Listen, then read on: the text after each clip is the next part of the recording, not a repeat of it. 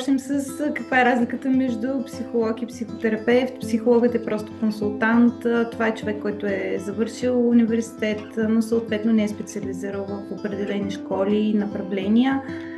Така че те общо взето консултират. Психотерапевта вече знае какво да прави с конкретния проблем, тъй като е минал определени школи и направления, т.е. работи си по тях.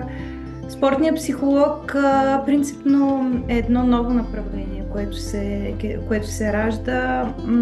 Хубаво е, че в България започват да навлизат вече и направления от психотерапията, които се развиват в спортната психология, защото спортната психология не е само мотивационна психология, т.е. да работим с повърхностното, което се случва с притеснението или с самата тревожност, или с самия блокаж, който може би ще разгледаме малко по-късно. Знам, че имаш един такъв въпрос, подозирам, подготвен към мен.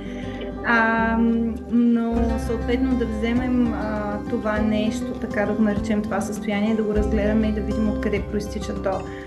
Защото в нашето ежедневие ние действаме 88% горе-долу чисто автоматично и само 12% осъзнато и съзнателни решения взимаме, което означава, че до голяма степен следваме модели, които са създадени в нашето детство до 9 годишна възраст и съответно те се превръщат в автоматични патърни, които ние налагаме, независимо дали на игрището или в личния живот или в училище, както е при подрастващи, така че самата спортна психология би трябвало да се разгърне и според мен начините, по които работя аз и психотерапевтично в целия живот на самия спортист.